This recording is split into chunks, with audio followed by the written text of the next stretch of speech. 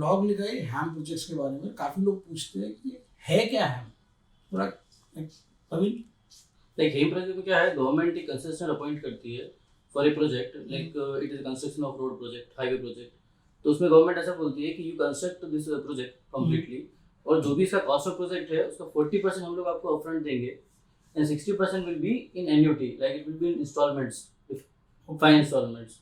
तो उसमें government funding से 40% करती है, 60% आपको एन्युटी में पैसा स्लोलिंग इंस्टॉलमेंट में मिलता है आपको। प्रैक्टिकली अगर इसको ऐसा देखा जाए तो पहले जो रोड प्रोजेक्ट्स बनते थे वो ट्रेडिशनल कॉन्ट्रैक्ट मेथड से बनते थे कि गवर्नमेंट टेंडर निकालती थी, कॉन्ट्रैक्टर बिड करता था, वो कंस्ट्रक्ट करके पैसा ले लेता था, और and that was the end of the story.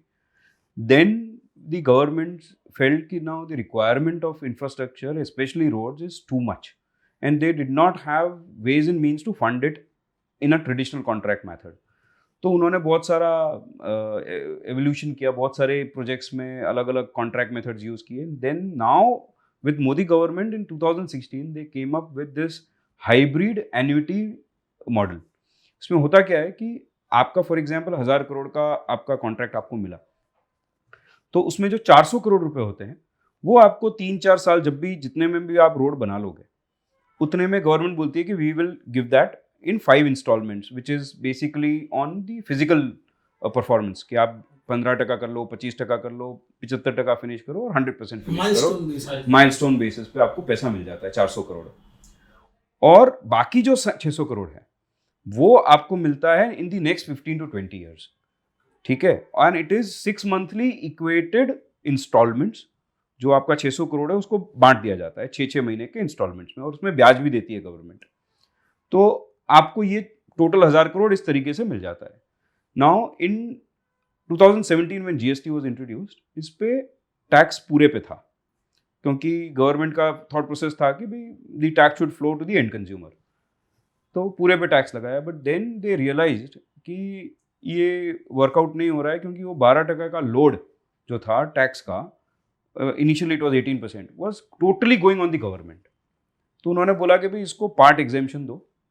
तो उन्होंने क्या किया, एन्युटी को जो पार्ट था जो 60% है उसको एग्जेम्पशन दे दिया, which is from October 2017 onwards, और नोटिफिकेशन आ गया, सब हो गया। नाउ व्हाट हैपेंड वाज, इस 1000 करोड़ के रोड को बनाने के लिए जो एक कंपनी बनी थी वो इसको बैक टू बैक सब कॉन्ट्रैक्ट करती है, ठीक है। तो उसमें प्रवीण भी बेटर टू टेल यू कि वो होता कैसे है। लाइक इसमें कैसा होता है कि जो कंपनी अपॉइंट करती है गवर्नमेंट, वो दैट इज कॉल्ड कंसेशनर, उसको जो प्रोजेक्ट मिल जाता है 1000 करोड़ रुपीज़ का, आफ्टर दैट वो सब कॉन्ट्रैक्ट करते हैं पूरा रोड कंस्ट्रक्ट करने के लिए डिफरेंट कॉन्ट्रैक्टर्स को। तो जो एक्सपेंस होता है उसके अंदर, उसके ऊपर जो सेनमेट क्रेडिट आता है वो पूरा कंसेशनर को मिलता है, because that is for the construction of road highway, और दैट इज क्रेडिट एलिजिबल है बिकॉज जो 40% है दैट इज टैक्सेबल इनिशियली, जो अपफ्रंट गवर्नमेंट देने वाली है, और 60% जो है उसको गवर्नमेंट ने पार्शियल एग्जेम्पशन दे दिया फ्रॉम अक्टूबर 17 के, जो एन्युटी अमाउंट है that will be exempt, और initial 40% है that is falling under 12%। और वो 40% और 60 तो कंसेशनर के लिए है ना, या कंसेशनर के, जो सब कॉन्ट्रैक्टर है उसके लिए पूरा टैक्सेबल है, राइट। सो बेसिकली प्रॉब्लम क्या हुआ कि जो कंपनी ने हैम का प्रोजेक्ट लिया, उसने इन 90-95% ऑफ द केसेस वो बैक टू बैक कॉन्ट्रैक्ट हो जाता है उन्हीं की एक पेरेंट कंपनी को फॉर एग्जीक्यूशन। वो फॉर एग्जांपल हुआ 850 करोड़ में, कि 850 करोड़ में वो जो पेरेंट कंपनी है वो उसको कंस्ट्रक्ट करती है। अब इस पूरे 850 करोड़ पे टैक्स है। So when ever this billing is going on, तो ये 4 साल में 850 करोड़ का बिल वो जो एसपीवी है, जो हैम प्रोजेक्ट जिसने लिया है, उसको बिल हो जाता है। तो 850 करोड़ पे 12% जीएसटी लग के आ जाता है। Now because the SPV, that HAM project company, is receiving only 400 crore as consideration for the construction period, तो उसके वहां आईटीसी का एक्यूमुलेशन होता है। So this is the crux of the issue. Now department has recently started action and they have started questioning this, and I would say they are not wrong in questioning it, because there is total lack of clarity from the government side. किसी ने अभी तक कोई clarity नहीं है। The contractors and their association ने NHAI को, which is the executing authority, government body, as well as to the council, as well as to the government, they have written umpteen number of letters, but कोई clarity नहीं आ रही है। Now तो issue क्या है? Issue ये है कि अगर आपने 400 करोड़ पे आगे टैक्स भरा, एसपीवी तो 400 करोड़ पे ही भरा, एन्युटी इज एग्जेम्प्ट, तो जो 850 करोड़ पे मैंने आईटीसी लेके बैठ गया, so there is a big mismatch. My entire tax in SPV is going through ITC, फिर भी एक्यूमुलेट हो रही है. So the department stand is that ये आईटीसी आप रिवर्स कर दो.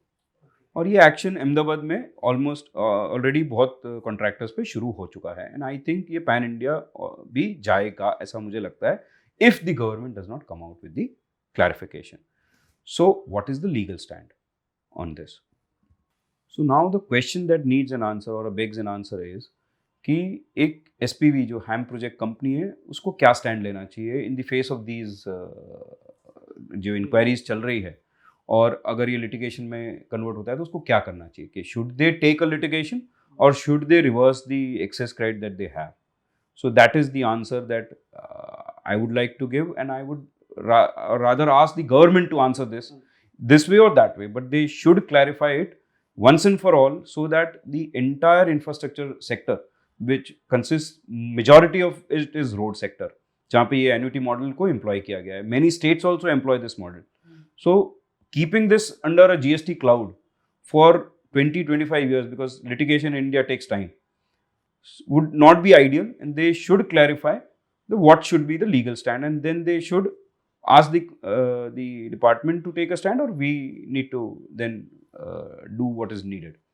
So नितेश, ये सब झमेला जो तुम बताया, उसमें कॉन्ट्रैक्टर को क्या करना चाहिए? देखो, कॉन्ट्रैक्टर्स ही ऑलमोस्ट ये जितनी भी स्पेशल पर्पस जो कंपनियां बनती है हैम प्रोजेक्ट एग्जीक्यूट करने के लिए, उनके ओनर्स होते हैं. और इनको इस पूरे झमेले में they need to first go to the government, to the NHAI which is the principal body, और उनको एक क्लैरिफिकेशन के लिए प्रेशर डालना चाहिए, पहली बात. क्योंकि this is not an easy issue to deal with. Department is not going to leave this very soon. तो पहले तो उनको जो मेन प्रिंसिपल है, जो पैसा दे रहा है, उसी को बोलना चाहिए, और उसको ये भी बोलना चाहिए कि भाई अल्टीमेटली अगर आप मेरे से रिवर्स करवाओगे तो मैं लूँगा किससे? You are the person who is going to pay it. तो गवर्नमेंट से ही मुझे लेके गवर्नमेंट को ही देना है, तो आप क्लैरिफाई कर दो तो मैं दे दूं आपसे लेके. तो बेसिकली ये इशू डिपार्टमेंट वर्सेस गवर्नमेंट है. अगर वो क्लैरिफिकेशन डिपार्टमेंट खुद मांग ले, मैं तो बोल भी रहा हूं डिपार्टमेंट को कि मांग लो जाके आप, तो ये क्लैरिफिकेशन अगर आ जाए तो आई डोंट थिंक कॉन्ट्रैक्टर का इसमें बहुत बड़ा रोल है. हाँ, लिटिगेशन अगर आया तो उसको फेस करना है. तो आई थिंक ज़्यादा इसमें स्कोप है नहीं. गवर्नमेंट अगर क्लैरिफाई कर दे तो कल बंद हो जाएगा सब कुछ. अभी मैंने और प्रवीण ने we are handling a live inquiry with the Ahmedabad DGGI, and they have asked many questions, we have already answered them. बहुत सारा डॉक्यूमेंटेशन भी हो गया. So we have given our views in writing to them, saying 2-3 things. First is कि annuity आज exempt है by way of a notification. ठीक है, तो कल को हो सकता है कि गवर्नमेंट चेंज हो या यही गवर्नमेंट आपको उसमें टैक्स लगा दे, क्योंकि अभी देयर इज एवरीवन नोज के पॉसिटी ऑफ फंड्स है, तो हो सकता है कि कल को इस पर टैक्स लग जाए. तो कॉन्ट्रैक्टर के पास फिर क्या रिसोर्सेज रहेंगे कि वो टैक्स भरेगा कहाँ से? ठीक है, द बेसिक जो लीगल क्वेश्चन है, ये तो हुआ एक प्रैक्टिकल एंगल. जो मेन लीगल क्वेश्चन है, अगर आप सब सेक्शंस को एक सिलसिलेवार पढ़ें तो सेक्शन 15 है, सेक्शन 13 है, सेक्शन 31 है, इन सबको अगर सीक्वेंशली अगर आप पुट डाउन करोगे तो एक ही जवाब आता है कि ये रिवर्सल लीगली जरूरी नहीं है.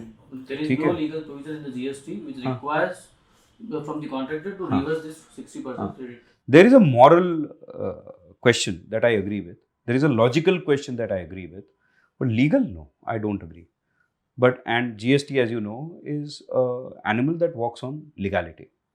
So, अगर law में अगर government वही चीज़ लिख दे तो it would be better. But fortunately, unfortunately, they have not done so. So, as of today, कोई reversal की ज़रूरत नहीं है. We have made ourselves very clear with the department. And I think going forward, और भी मैंने बहुत सारे पीयर्स जो हैं जो ये हैम प्रोजेक्ट्स लेके बैठे हैं pan India, I have talk to many of the players and they are in unison से कि इस पे रिवर्सल नहीं बनता है, and they have not done it. I don't think there is any player, एक और दो को छोड़ दो जो छोटे प्लेयर हो, जितने भी बड़े प्लेयर्स हैं जिनके पास लीगल बैकिंग है, वो सब एनालिसिस करके बोल रहे हैं कि इस पर रिवर्सल नहीं बनता है. So the best thing would be कि इसको कोर्ट्स पे ना छोड़ते हुए, क्योंकि कोर्ट्स अपन सब जानते हैं क्या करते हैं, in their own wisdom they take time, and judicial system in usual is very lazy. तो गवर्नमेंट अगर क्लैरिफाई कर दे, जीएसटी काउंसिल क्लैरिफाई कर दे, तो it would be in the interest of the contractors who are building roads, and it would be in the interest of the government as well, because they are going to bear the cost this way और that way. So basically government and department तो मियाँ बीवी का मामला होगा, तो आपस में क्यों नहीं सल्टा लेते, खाली कॉन्ट्रैक्टर घसीट रहे इसमें. इतना लिटिगेशन हुआ क्यों इंडिया में? क्योंकि मियाँ बीवी झगड़ रहे हैं. और अल्टीमेटली ट्रांजैक्शन रेवेन्यू न्यूट्रल है, बिकॉज मुझे कॉन्ट्रैक्टर को गवर्नमेंट से लेना है और गवर्नमेंट को पे करना हाँ. है. तो बेसिकली मुझे नहीं लगता है रोड टाटा और बिरला बनवाते हैं, है ना. रोड बनवाती है, और जो भी हैम में बेसिकली बनवाती है वो गवर्नमेंट ही बनवाती है. तो अगर ये लोग वेट ना करें और क्लैरिटी दे दें, तो सब कॉन्ट्रैक्टर्स जो रोड बनाने के काम में होशियार है वो जीएसटी ना पड़े और रोड पे ना और रोड पे ना आ जाए, है ना. तो it is best in the interest of everybody कि क्लैरिटी जल्दी से आए.